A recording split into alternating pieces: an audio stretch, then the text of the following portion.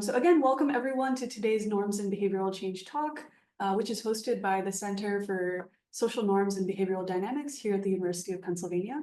My name is Samira Sayed, and I'm the Managing Director of the Center. I'll just do a quick introduction of the Center and also this series, and then we'll head into our two talks for today. We're going to start with a brief talk by an early career researcher by Angela Jiang-Wang from the University of Luxembourg. Followed by the main talk by Dr. Catherine Eckel from Texas A&M University. And following these two talks, we'll have a Q&A segment towards the end of today's session. Just for those of you who might be, for anyone who might be new to either the center or to this talk series, the Norms and Behavioral Change talks are organized by the Center for Social Norms and Behavioral Dynamics here at the University of Pennsylvania, with the support of the Philosophy, Politics, and Economics program, and in partnership with the Masters of Behavioral and Decision Sciences program. And the center itself is a research center which provides specialized consulting, research, and training services to organizations throughout the world that are seeking to enact some sort of positive behavioral change. Here you can see the schedule of norms and behavioral change talks that we have lined up through the rest of this year. We have 6 more talks, the next one of which is going to take place on May 8th. And you can visit our website using this QR code to be able to register for these upcoming talks. We also go ahead and post recordings of our talks on our YouTube handle. So more of that can be found on our website. Before we get started, just a couple of notes. We kindly ask that as the speakers are presenting, if you can kindly mute yourselves. Please keep your camera on if you can, so we can have a more interactive dialogue today. And then for questions, you can use the chat at any time or raise your hand at the very end. And Catherine noted that during her talk today, you're welcome to ask questions also during the presentation as well, any sort of clarifying questions. And so with that, let's go ahead and get started with our first talk for today, which is by an early career researcher, Angela Jiang-Wang. Angela is a 4th-year PhD student at the Luxembourg Institute of Socioeconomic Research at the University of Luxembourg. She uses experimental methods to study the interplay between norms, beliefs, and behavior, and her main research interests include norm compliance, pro-social behavior, social image concerns, and behavioral change interventions, such as financial incentives and correcting misperceptions. Let me just stop sharing my screen so that, Angela, you can go ahead. And as you do that, I'll share with everyone that the title of Angela's talk today is Do Monetary Incentives Diminish Social Esteem? An Empirical Framework to Detect Crowding Out Risk for Pro-Social Behaviors. And so with that, Angela, I hand it over to you. You're just currently muted, so if you can unmute, that'd be great. Yes, do you hear me? Yes, thank you so much for joining us, and please go ahead. Well, thank you very much for having me, and thank you so much for coming today and letting me present my joint paper with my co-authors Daniele Nosenzo and Silvia Sonderegger. So today I would like to present to you a project we have on the impact of monetary incentives on social esteem.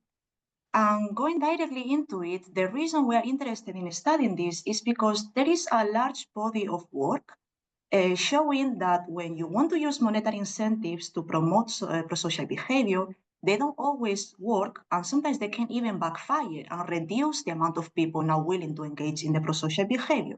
This effect has been coined in the literature as the crowding out effect. And a very well accepted standard theoretical explanation of this says that this effect happens because monetary incentives lower the social esteem associated with a pro-social action. I will go into more details about the theory in a couple of slides, but just to be really quick, when I talk about social esteem, according to the literature definition, I'm talking about how pro-social others think you are. A challenge, however, of this mechanism is that social esteem is not a concept that is easily observable or measurable. So as far as we know, most empirical evidence studying this mechanism provide indirect evidence. For example, by studying the effectiveness of monetary incentives in more publicly observable settings versus more private settings. But the goal of our project is we want to find a way to provide some kind of direct empirical evidence. So our goal is to propose a novel, portable, and incentive-compatible methodology to measure the social esteem associated with a prosocial behavior. This will allow us to answer our first research question, which is whether monetary incentives damage social esteem. And then we also want to use our methodology to test the effect of different monetary incentives and environments on social esteem. This is to answer our second research question, which is that if monetary incentives indeed damage social esteem, when are they more likely to do so? Following this line of thought, we are especially interested in distinguishing between rewards and penalties. This is because actually the theory doesn't really distinguish them, and it assumes that penalties and rewards should have symmetrical effects on social esteem. But we know because of loss aversion that they are very, very different. So in our paper, we also extend the original theory by incorporating loss aversion and formally separating penalties and rewards. Then a second goal, more related to practical applications in our paper, is that we wanted to come up with a methodology that could measure changes in social esteem without directly influencing behavior. The reason we wanted to do this is because most empirical studies examining crowding out and the conditions leading to it typically get their conclusions ex post after a monetary incentive has already been implemented and behavior has already been altered. But there is a policy challenge here, which is that in day-to-day life, it's very important for policymakers to be able to resolve this uncertainty ex ante before implementing a monetary incentive policy. So we wanted our methodology to have this practical application and be useful as a predictive tool for a practitioner to be able to evaluate the potential for crowding out when considering implementing a monetary incentive. We used our methodology to test the impact of monetary incentives on the social esteem of COVID-19 vaccinations. Why we decided to choose this behavior? It's because this is a behavior that has gained a lot of interest in the literature. So a lot of academics have been studying specifically the effect of monetary incentives in vaccination behavior. As you can see here, I put some examples published in major outlets like Science, Nature, and PNAS. And according to a recent systematic review, at least 38 studies have been published in only 2 years, only in the topic of financial incentives and vaccination behavior.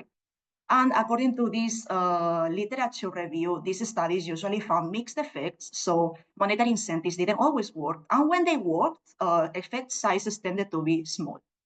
But despite this, governments all around the world offered rewards, penalties, different amounts, different durations to increase vaccination uptake. So given this context, me and my co-authors were really, really interested in being able to answer the question, okay, so what is going on when you offer monetary incentives to take a COVID vaccine? Before going into experimental design, I want to walk you quickly through some very essential theoretical concepts. So as I already said before, when I talk about social esteem, following the literature, what I mean is how prosocial others think you are. So the idea is that people do something prosocial in order to give a signal about others, about their own prosociality. But when you introduce money to the picture, money can add noise to this signal because now people don't know if you are doing something prosocial because you're a good person or because you're a greedy person. And if money doesn't compensate this damage to social esteem, that's when crowding out happens. This is the mechanism behind crowding out. And then we also add here an extra hypothesis in our paper that because of loss aversion, we also predict that this damage will be less likely with penalties. Then a final important concept that I want to explain is that when I said that people care about social esteem, what I mean is that people care about the net social esteem. What does that mean? It means that I don't only care about how prosocial others think I am if I take a COVID vaccine. What I actually care about is that others will think I'm more prosocial when taking a COVID vaccine than when I'm not taking a COVID vaccine. This gain in esteem from not doing something to doing something, this is the signaling value of the prosocial action. And only when this difference is positive, that's when the signaling value of doing the prosocial action is effective. So here we care about the difference. So we conducted a vignette experiment where participants read about an hypothetical person who either chose to take or not take a seasonal COVID-19 booster. And after they read the vignette, participants had to predict the likelihood that this person engaged in 3 different prosocial behaviors in the recent past.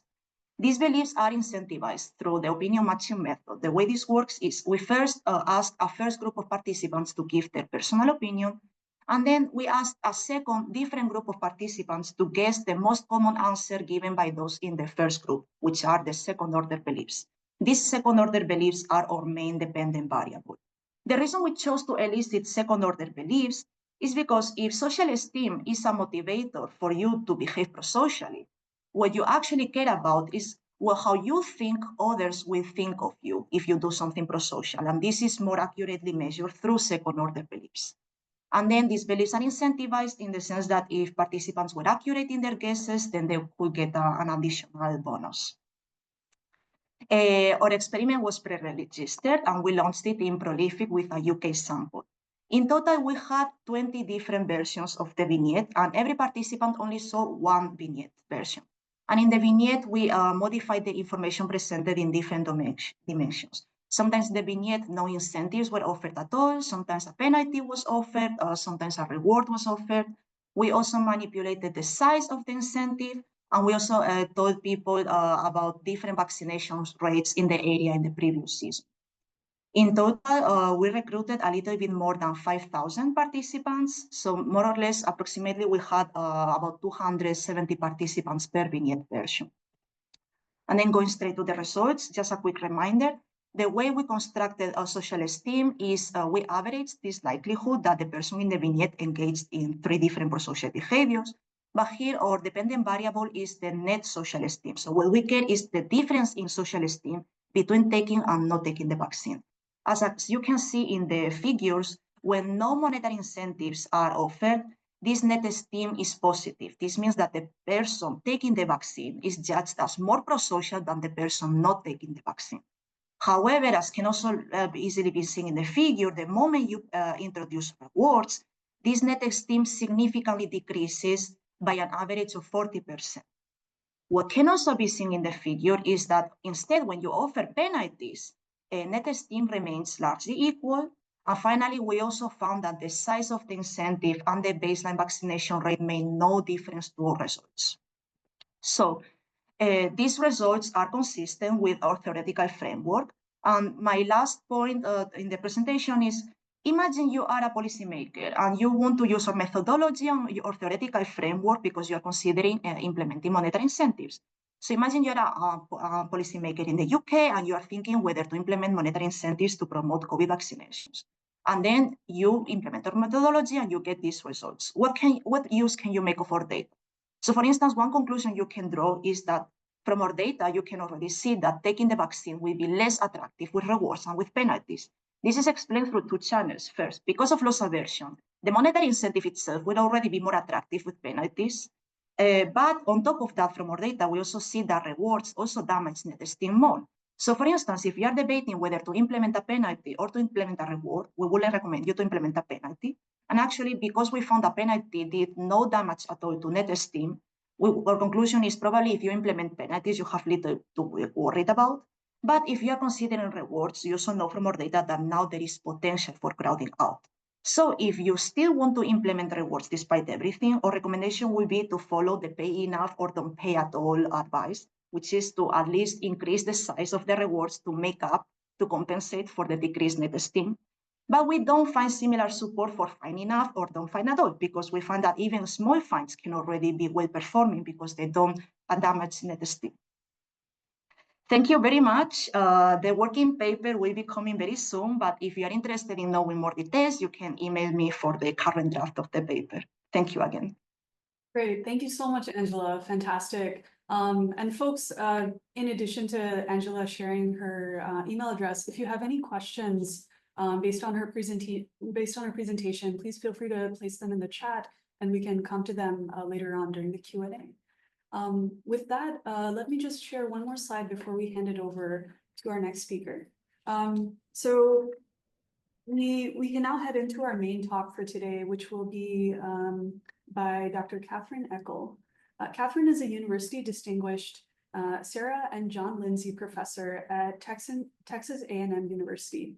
As a behavioral economist, her contributions span topics including charitable fundraising, financial decisions, gender and racial identity, and public policy. She has served as NSF program director and was co-editor of the Journal of Economic Behavior and Organization, and also was president of the Economic Science Association and Southern Economic Association. So Catherine, I'll stop sharing my screen so that you can share your slides. And I'll also just share with folks that Catherine's talk today is titled The Evolution of Preferences for Giving During the University Years. And so with that, I hand it over to you, Catherine, and thank you so much for joining us. Thank you so much for the invitation. I'm delighted to be here. I see many familiar faces in the audience, including some old friends. Thanks for taking time out of your day to come to this today, and also lots of new faces. So I'm going to talk to you today about a small part of a large project that has to do with the change in preferences that students experience during their college years. It's part of a big project. We collected information on all kinds of different preferences, and so maybe I can also get you interested in the larger project. Anyway, thanks. So today we're going to talk about altruism. Economists, sort of maybe have a funny idea about altruism, but anyway, if you think about measuring altruism, the way that you measure altruism is going to depend on what you're thinking about. So, for example, altruism could be defined as the attitude about the distribution of income in general, or it could be a self-perception, the perception that I am a generous person, or it could be a demonstrated willingness to share resources with others.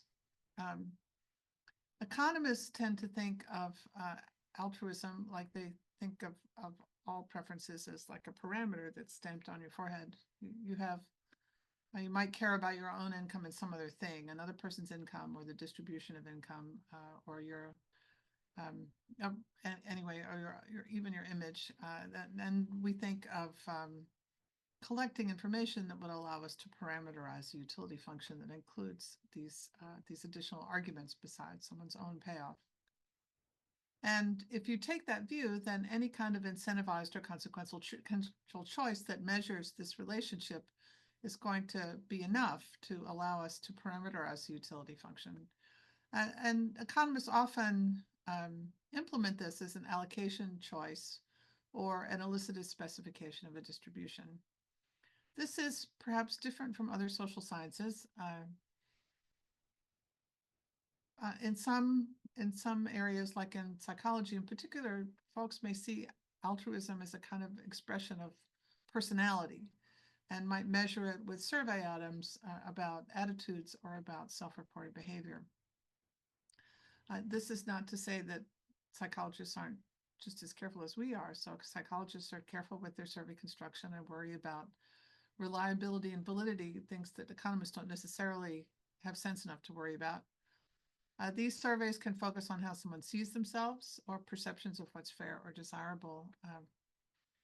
The problem that economists claim with these with survey measures is that people have no incentive to tell the truth. And so we like our incentivized measures where people have to actually part with resources in order to indicate their altruism, if that makes sense.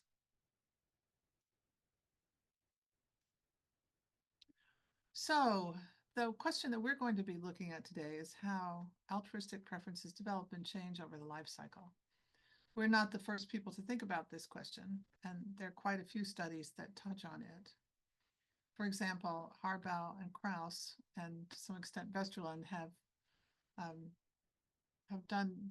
did the study back around 2000, looking at students aged 6 to 14, and they see that children become more generous through their school years. There are also other studies. Most of these have the same kind of theme. They're showing that children adopt and conform to social norms more as they grow older. There are studies showing that older persons are more altruistic. And in general, I would say there's a broad agreement on a positive correlation between age and altruism. In addition, and this might be relevant for our current study, there's quite a bit of evidence actually of intergenerational transmission of preferences. So that parents who are generous and altruistic also transmit these preferences to their children. But to our knowledge, no one has previously looked at the evolution of altruistic preferences, specifically during the university period using panel data, and that's what we do. Okay. So just to show you an earlier study, this is from a study we did of Houston high school students in the early 2000s.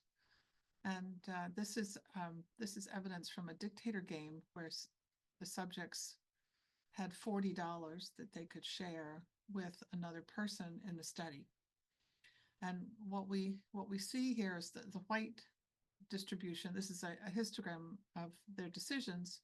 You can see that the high school students had a pretty strong agreement on dividing things equally. So you see quite a few people right at the 50-50 mark.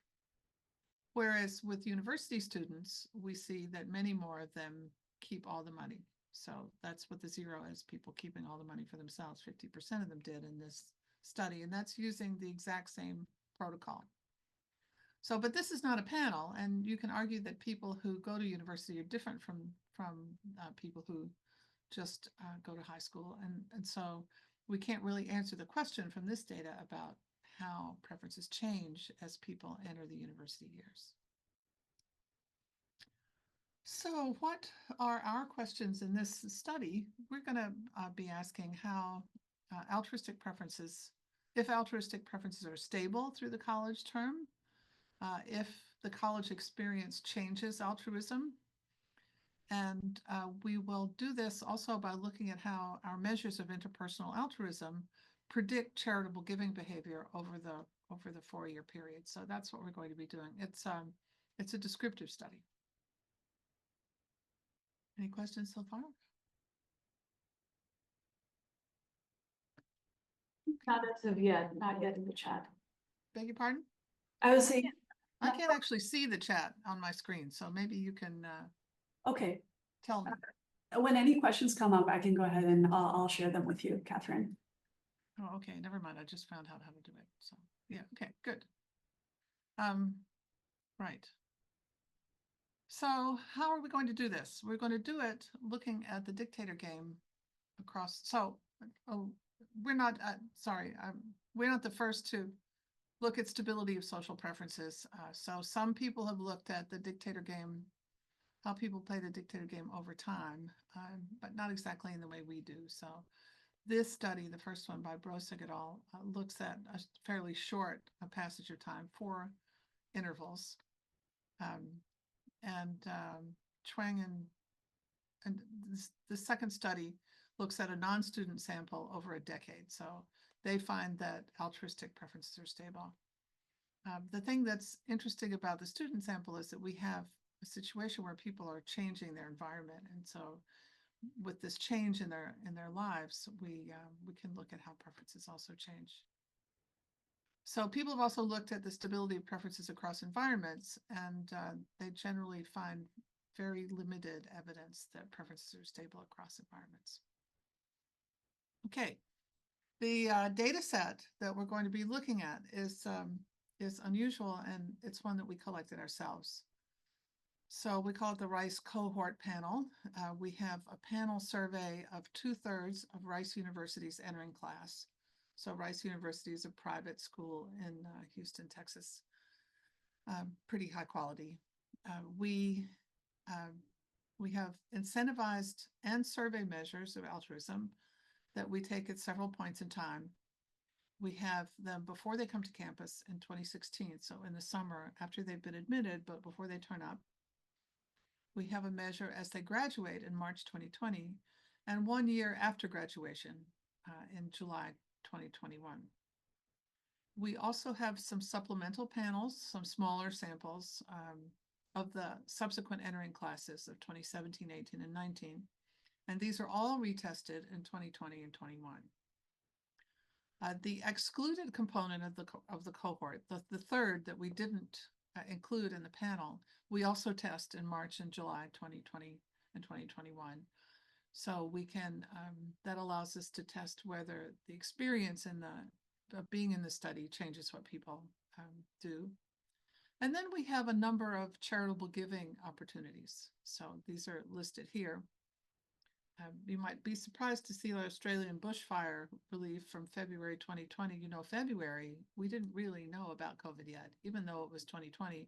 We thought the Australian bushfires were going to be the big charitable cause of 2020.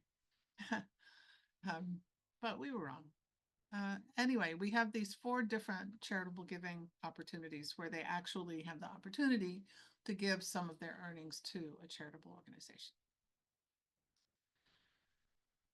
With these data, we can test the stability of altruistic preferences over time and over measures. And we can, to some extent, test alternative explanations for what we find. We spend a lot of time in the paper looking at the relationship between our preference measures and actual charitable giving decisions, the ones that we give them the opportunity to make. And we have a little bit of robustness checking that we do. Okay. So let's be clear. Let me introduce you to the measures that we're using. The first one is a standard dictator game. And here are the instructions.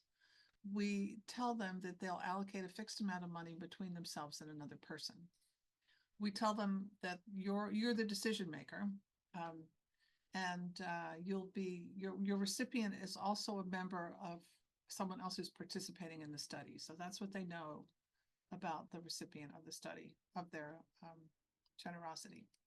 And then we explain to them their options. So we allow them to allocate $20 between themselves and someone else in $2 increments. So they can pick any choice from $20 for themselves to $20 for the other person.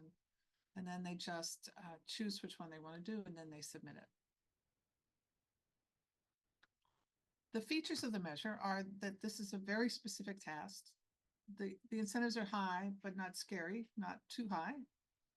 It's a reasonably fine scale, but it includes a center value. So if subjects want to divide it equally, they can. And it's a real decision. The decision maker actually must trade off their own earnings for another person's. It's not hypothetical. Okay. Here's the distributional information on the dictator game. In August 2016, this is just before they come to campus, you can see that there's a big pileup on an equal division of the money between themselves and the other person. But by March 2020, there's been a significant shift to the left. And that is maintained through the 2021 measures. So we see a decrease in giving in the dictator game, in the standard dictator game. Here, just to give you a little bit more information, this is a picture of the histogram of giving at these 2 points in time, 2016 and 2020. In 2016, that's the blue. We see a big pile up on 2020, on the 50-50. And 4 years later, what we see is a substantial shift towards the left, with more people keeping everything and many fewer people dividing it equally. So that gives you some information about the distribution. We always have a few people up here, you know, I'm never sure. So for the 2016, I'm never sure if they like totally fully understand what they're doing. But certainly by 2020, they will have understood. Okay, the survey question then. Our second measure is a survey that has the flavor of the German socioeconomic panel questions. And these are how do you see yourself questions. So we say, how do you see yourself? Do you generally donate a lot of time or money to help others, or do you focus primarily on taking care of yourself and your family? So we include the family in the self.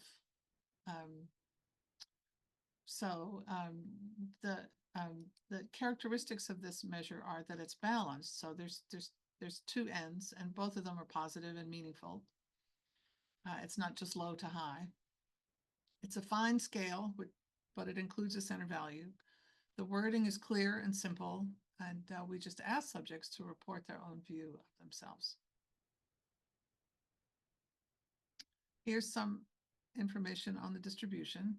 Again, in the first wave in 2016, we see quite a lot of people in the middle of the measure. And as they go through the university years, they shift to the left. So the shift to the left, the same as with the monetary measure. So not only do they give less, but they see themselves as less generous. Here are means for all of our measures. So 2016, 2020, 2021, the survey measure and the dictator transfer. In 2021, subjects had graduated. So they graduated in 2020. In 2021, they're not on campus anymore. They're gone. And so we did 2 dictator games to try to capture equivalence with our previous measures.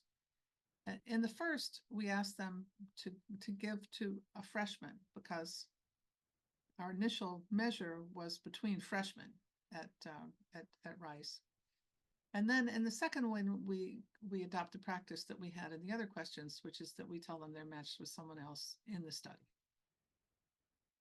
And these are the measures that we get. And you can see that there's a drop off after 2016 in both of the measures. That sticks. So in 20 and 2021, they don't recover after they leave campus. In this picture, what I'm showing you is correlations between the measures. So if economists are right about altruism, there's just one altruism.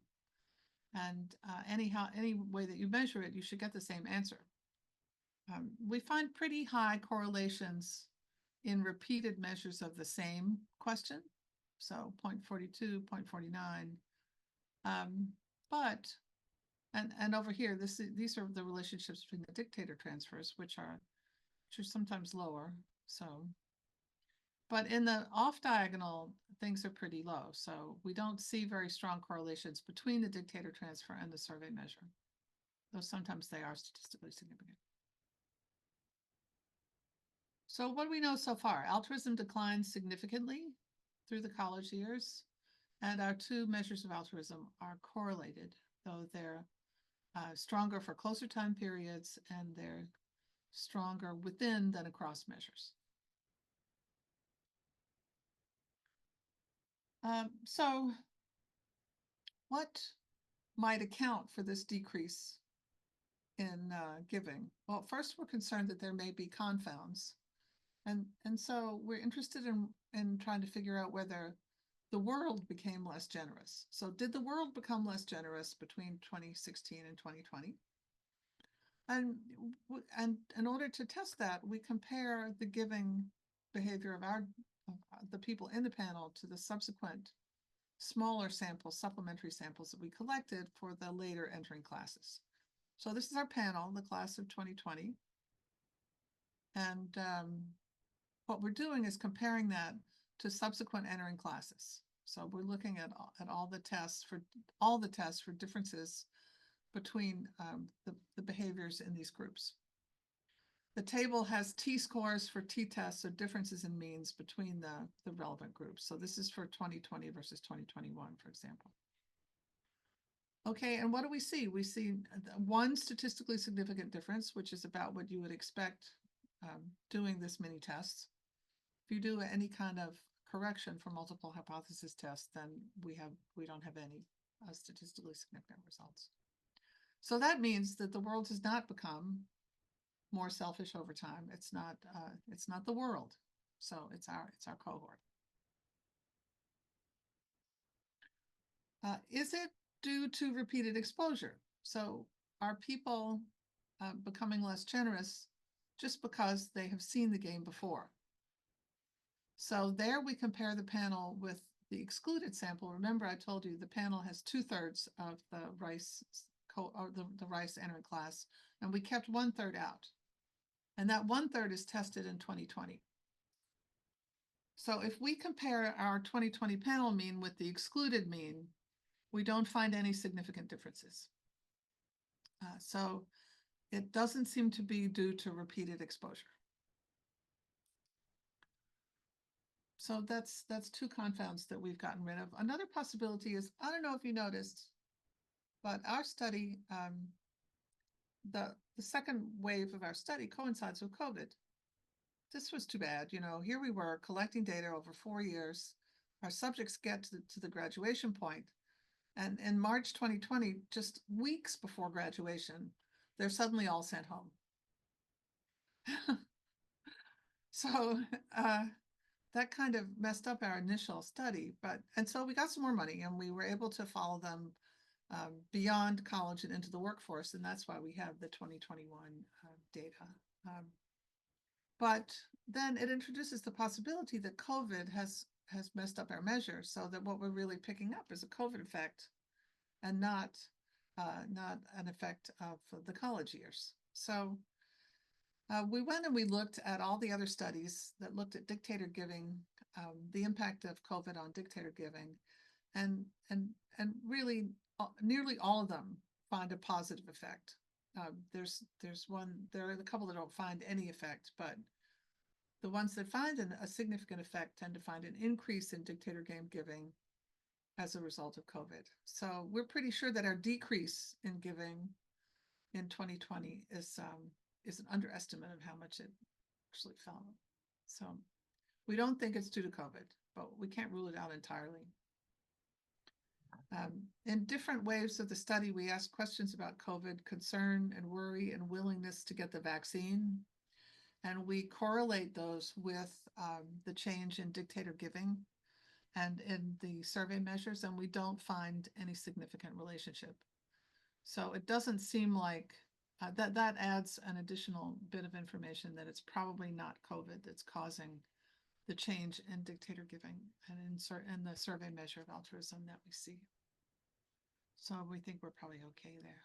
There's a regression on that, but they're all insignificant. So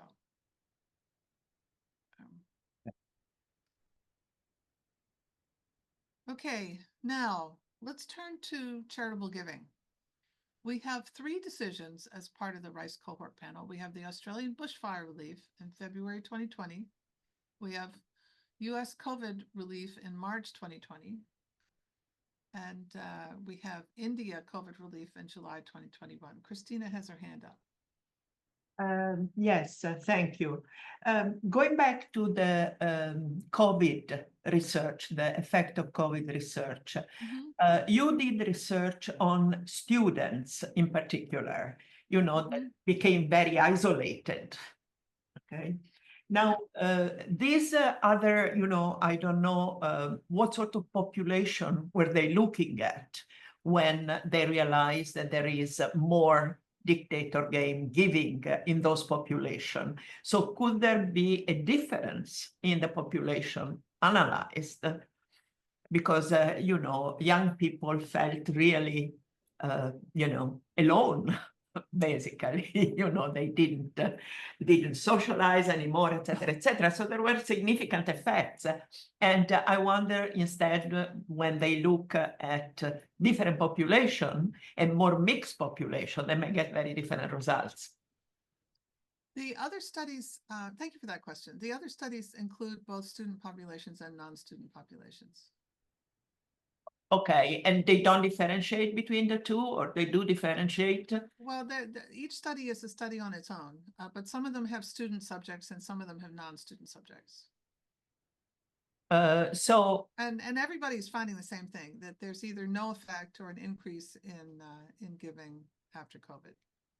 So okay. These studies are, kind of opportunistic. It's people who had something in the field at the time that COVID hit, like us. It's people who had a study in the field. So it would be nice to see a kind of meta-analysis of the effect of COVID on giving during this period, but I haven't seen one. If anyone knows of one, please do send it on to me. That would be great. Yeah, I think it would be nice to see one. Yeah, I agree. Okay, thank you. Thank you. Okay, so let's talk about these 3 charitable giving decisions and how we set them up. The Australian bushfire, maybe you remember, there were terrible fires in Australia and it hurt a lot of animals. So, you know how students are, they really love animals. And if you give students a choice between giving to puppies and kittens and giving to poor people, they'll pick the puppies and kittens every time. So we knew that they would care about the Australian bushfire. We set up these charitable giving decisions to be like the dictator game decisions. And so in a way, we're doing our best to enhance the relationship between the two. So in this case, we say Australians are reeling, and we describe some things about the bushfires. And then we give them an opportunity to donate. So this is out of an endowment. This first one is out of an endowment. We give them the $20 and we ask them to allocate it to the bushfire. Oh, another thing I should mention is all of these charitable giving decisions, they came at the end of the survey. So they're not near the dictator game decisions in the protocol. They're at the end. So we tell them they can keep whatever they want to keep, and the rest of it will really go to the charity.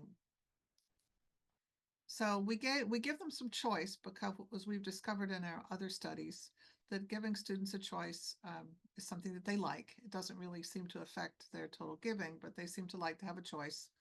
And so we give them a choice between 3 organizations that are doing very similar things, and they can pick which one they want to give the money to.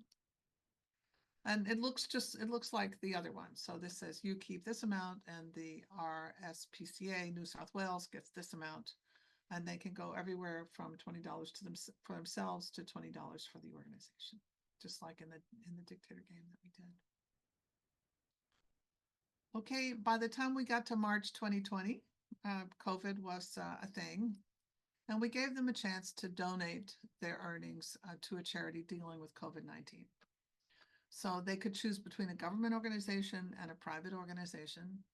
At this time, the CDC had gotten some bad press because it didn't do a very good job of developing tests. Maybe you remember. They could pick whichever one they wanted. And in this case, they're making a donation out of their earnings. So this time it's not an endowment that they're giving from. They can make a decision about what to give out of their earnings. They don't actually know what their earnings are yet, because we haven't told them which tasks they're being paid for. But they can donate 0, 1, 5, 10. We know they're going to earn at least 10 because of the way we set it up, or their total earnings. So those are the options for the second one. And then the third one, it's India COVID relief, because in 2021, India was having a huge surge in COVID and was having all kinds of problems. It was very much in the news. And so that's the one that we chose to use. So those are the 3 decisions that we had. The India one is also out of an endowment. So here are the simple correlations between the dictator transfers and the charitable donations. So these are the 4 dictator games and the 3 charitable opportunities. And you can see that in general, the dictator giving is positively correlated with the charitable giving, and these decisions are correlated with each other. But the correlations are quite far away from 1, although most of them, not all of them, are statistically significant. The proximity in time also seems to be a factor in the magnitude of the correlation. So we do see, the good news is, for our measure, is that we do see a relationship between measured altruism using the dictator game and these opportunities, the behavior in these opportunities to donate to a charity.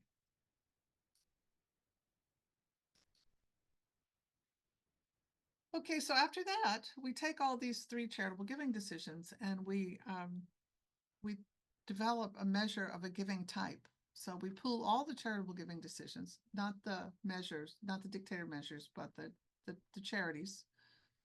And we use confirmatory factor analysis of the subject's contributions, and we develop a single dimension. And this dimension, it indicates the fact that we can recover this dimension indicates that that giving is stable across the tasks, despite the fact that they're different from each other. So there are people who just give, the giving type people, It's the same thing we found in our earlier study, that people are givers or they're not givers in general. So using the factor structure, we calculate factor scores, and then we use that in our subsequent analysis. Just so you can see, this is the distribution of the factor scores. They go between -1.5 and +1.5 roughly. And that's for the with quite a lot of stuff. So these are going to be the people down here who don't give, and these are going to be the people who do. So I hope that makes sense. And then we run regressions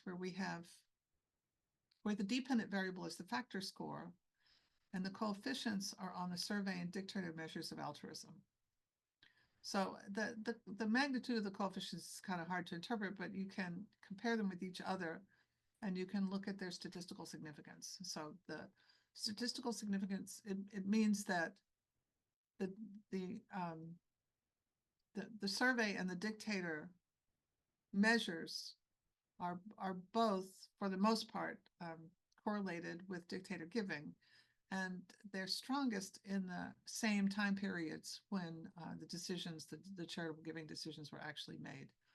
So this is good news for our measures too. It says that both people's self-perceptions and their demonstrated giving behavior, willingness to share with another person, are correlated with their actual charitable giving. Now, let's put it all together.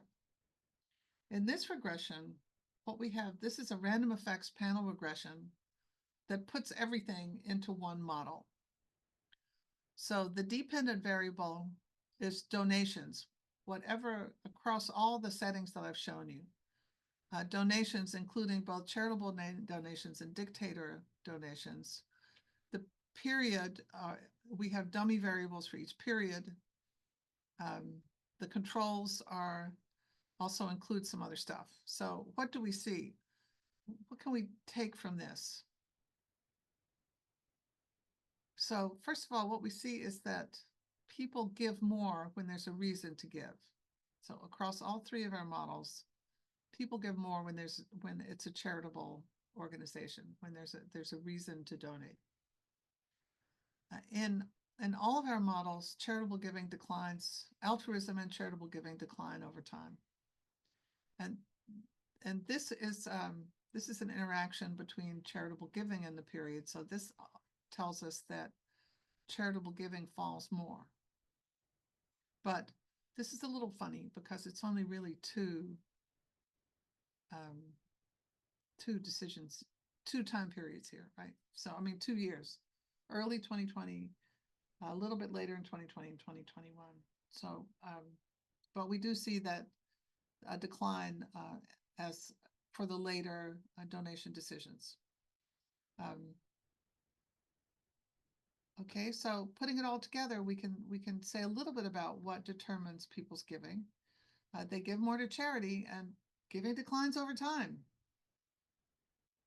Both if you just look at the dictator game, and if you look at the dictator game and charitable giving, or if you look at charitable giving separately. So that's interesting. We also have one more charitable giving opportunity in January 2021. So this is after they've graduated, but it's before we collected the other measures that I showed you. We have just a short survey where we asked them just a few questions. This was about vaccines. We asked them just a few questions, and then at the end of it, we're going to pay them $5, and we give them an opportunity to donate their $5 to the local food bank. And what we see, again, correlating our measures of altruism with this decision, is that the dictator transfers predict pretty well whether they're going to give their money to the local food bank or not. But the survey measures not so much.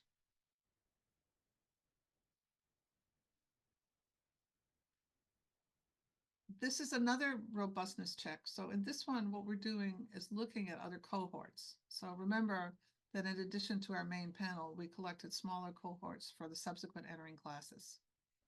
And this just shows that the survey measure and the dictator transfer coefficients also predict for those cohorts. So we have a stable relationship between our measures and charitable giving across the different cohorts that we looked at. Okay, so that went pretty fast. So let's talk about this for a second. What did we do? We set out to test preference stability and altruism over the university years. We thought about it a lot, and we devised these two measures of altruism. The two measures of altruism have different properties. One is how do you see yourself, and the other is actually the opportunity to give money to another person. What we see is that altruism declines significantly over the college period, no matter how you measure it. So it's 24.5% in the incentivized dictator game and 8.8% in the survey measure. So this was actually a surprise to us, especially given Rice's population, which is a fairly well-to-do group of students. We didn't, we know from our experience with these students that they engage in altruistic activities that benefit other people. So we were a little bit surprised at this decline in our measured altruism. So we can show that it's not due to an overall shift in giving, that is, the world didn't become more selfish. We can show that it's not due to repeated exposure. And as far as we can tell, it's not due to COVID. We show that both measures are significantly correlated with an index of charitable giving, and they both do about equally well, though if you look closely at it, the incentivized measure is a little more powerful predictor of what they do in the charitable decisions. We see a similar pattern in different charitable giving task, an all or nothing task for a different short survey, the same people.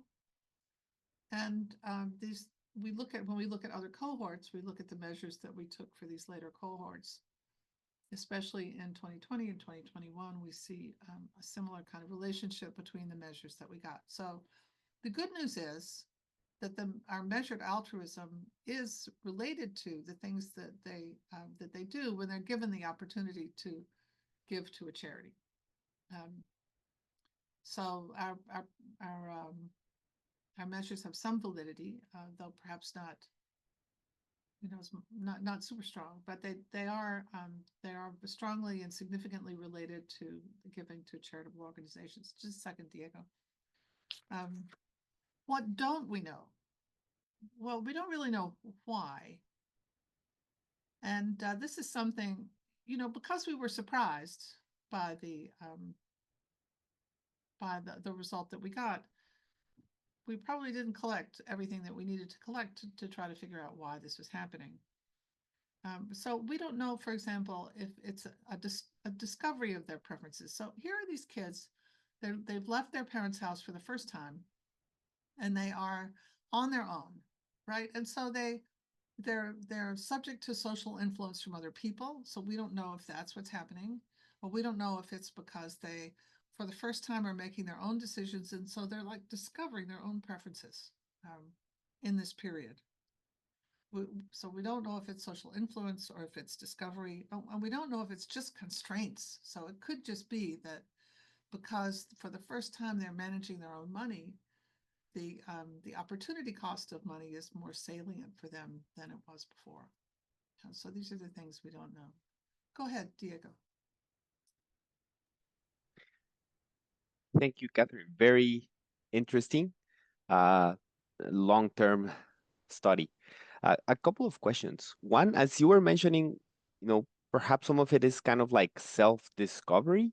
I wonder if that is the case, especially for the survey measures, right? Like if I play the dictator game and later I'm asked about how altruistic I am, perhaps I use my behavior in the dictator game to, inform my beliefs about how altruistic I am.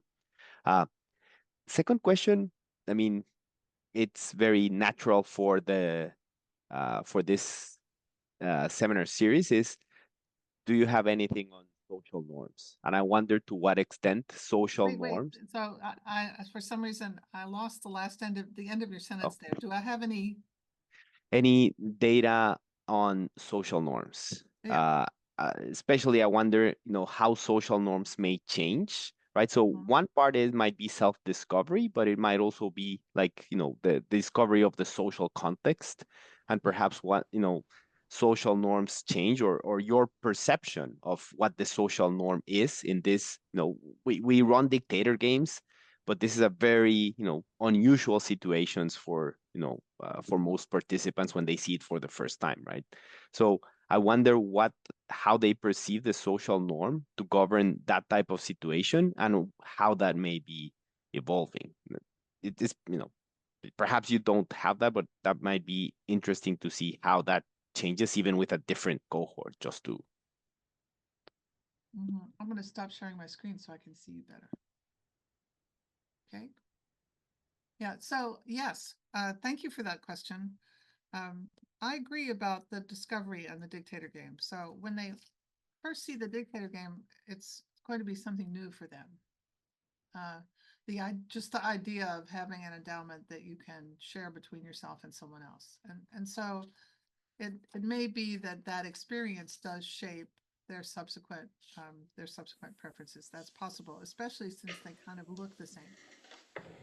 But we do get the same kind of relationship with the introspective measure as well. So yeah, I wish that we knew more about that, and I wish that we had done more dictator games, but in the intervening years. But we have what we have now. So as for social norms, we did not explicitly elicit social norms until the 2020 wave. So I see Hannah Hoover is here. Hannah is part of a paper that looks at the relationship between social norms and giving. We elicited social norms for both types of decisions: a standard dictator game and a charitable giving game. And we do see a really strong relationship between those social norms that we elicited and the distribution of behavior that we see. So it's very strong within the time period, the 2020 time period. But we unfortunately don't have any earlier elicitations. We do have incentivized beliefs. So we do ask them what they think other people are going to do in this game. And what they think other people are going to do is they think that other people are more selfish than they are. And that's all. That's really all. And that suggests the possibility that they move toward being more selfish themselves because that's what they believe about other people. But we don't really have enough information to totally sort that out, unfortunately. Thank you for that question. Okay, Pei Shun. Yeah. So thank you for this very interesting talk. And I have a question, and I think that you kind of talked about it, but I was just wondering that. So in your study, do you have any measure about those subjects, financial pressure, financial anxiety, or the anxiety regarding that they have to be financially independent soon after they graduate or during their experience in the college? Because I feel that this is kind of like a map my life experience. So I won't feel that it's very interesting to see, but I feel that I guess that I would kind of do the same because that during the college, I feel that I cannot really rely on my family and they don't give me like so many money of I want to have during college, right? So I mean, I have to save my money and try to be frugal and try to be independent financially and or feel pressure about that. So I was wondering if you have this kind of measure and if that could like explain some of this difference. Yeah, thank you. That's a great suggestion. So I can tell you a few things. So first, we don't have any explicit questions like that. We do have, so I can tell you that the Rice University population is pretty prosperous. And that for the ones that aren't, Rice is very generous with financial aid, more so than most universities like that. And I could also tell you that it's the kind of school where none of the graduates are unemployed.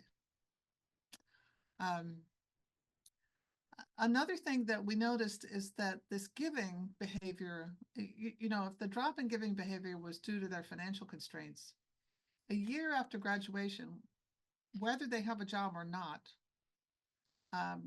their behavior doesn't recover. That is, they don't bounce back once they have an income stream for a year. So we don't see a recovery in the giving once the financial constraints are presumably looser.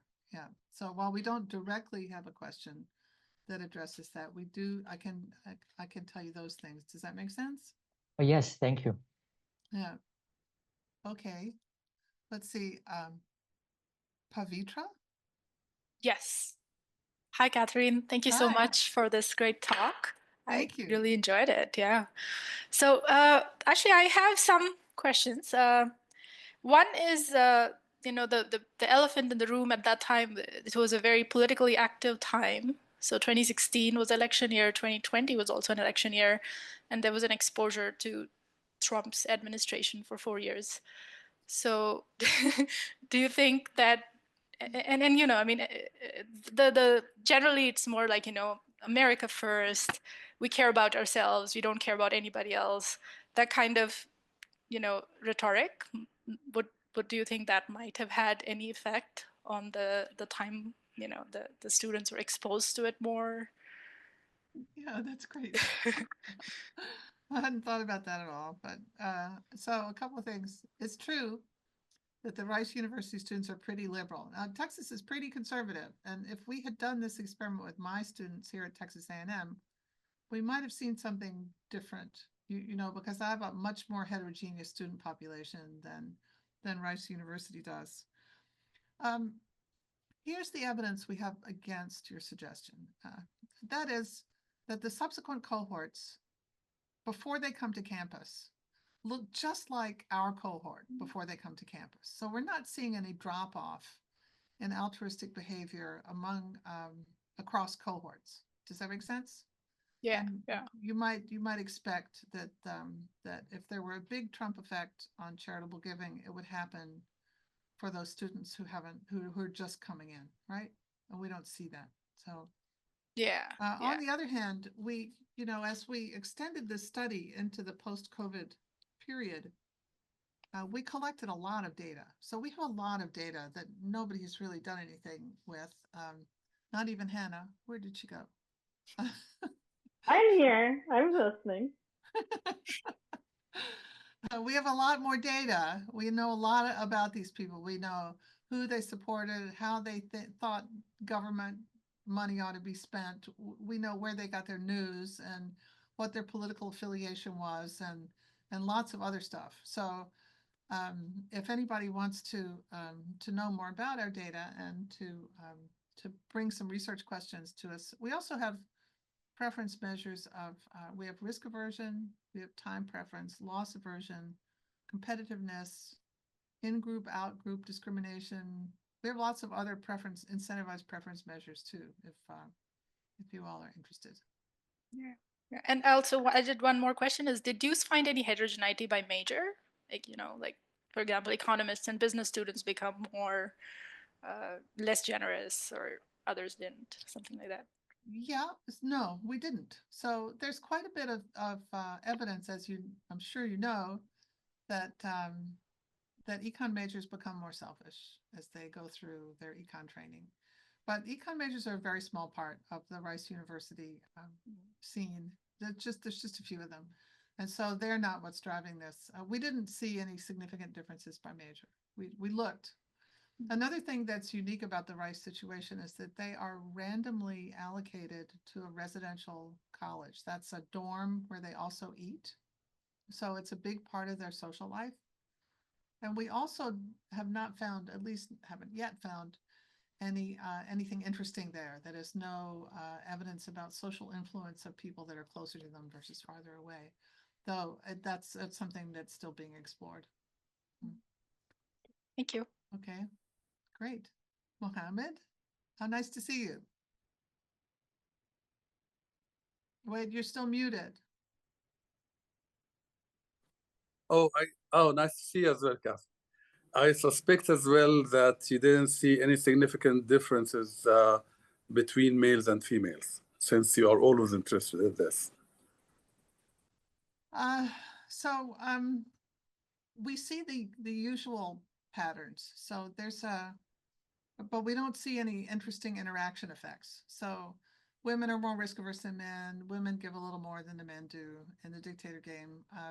But we don't see any difference in how they change over time. So both male and female students see this drop in charitable giving. Does that make sense? Yeah. Yeah. The second point is for young people at this stage of life, their interests change. So, what's your hunch about how would this change? Instead of dictating certain charities to them, let them choose their own charity. Maybe some people want to give to religious organizations, political, environmental. What do you think would change if you give them this option? Thank you, Kathy. I think they like to have a choice. And as I said, that's why we gave them a little bit of choice. But one of the things that we've seen in some of our own and some of our other studies is that if you give people a lot of choice, they might choose the charity they don't like so that they don't have to give as much to it.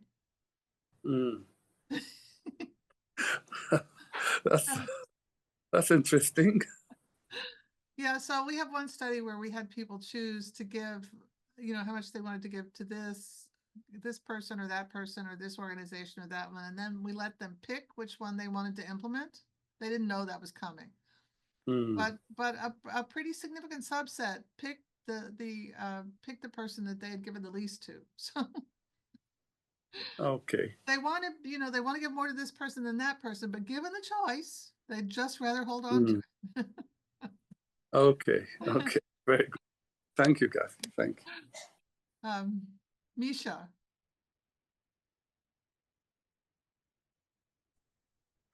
I think that you're muted. Okay, I think I'm okay now. Thank you for this wonderful talk. I'm sorry, I don't have a lot of background in the economics of charitable giving, but the idea that I had was perhaps there are ways in which these students can be nice to other people that are either monetary or non-monetary. And maybe as they're coming into a new cohort at the university, they don't know anybody else and they don't have these social connections that allow them to express their sociality by being nice to other people in specific ways. And so they resort to money, which is kind of a generic way of being nice to another person. And then that gets substituted with time over the course of their years at the university. I wonder if to you as a specialist on this, this sounds like a reasonable explanation of your results. Wow, what a great idea. You should test that. I don't know if that's true or not.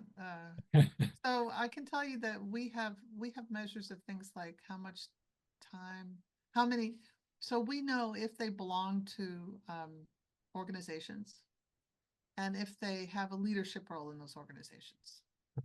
So that's the closest I could get. Are they plugged in and participating, and to what extent? So someone who's in a leadership position would be more participating in a local thing. And that could be an alternative way of being nice. So we could look at that. But it would be better to design a study to look at it directly. I quite like the idea. Great. Thank you so much, Catherine, and thank you to everyone who has asked questions thus far. I see in the chat also there's a question from Peter, which I think was for Angela, the first talk that we had. Peter, I see that you're still on the call. If you want to go ahead and unmute yourself, you can feel free to ask the question. Please go ahead. Yes, hello. I hope you can hear me. Can you hear me? Yes. Yeah, okay, good. Let me try to remember what my question is now that I put it in the chat at the very beginning. Let me just open it real quick here. Does the form or framing of the monetary Ah, incentive yes. affect esteem? Yeah, that's right. So I'm curious if describing it as payment has any effect. If, for example, changing the framing to this is compensation or acknowledgement for a good deed, if that would have an effect on the way that people regard it.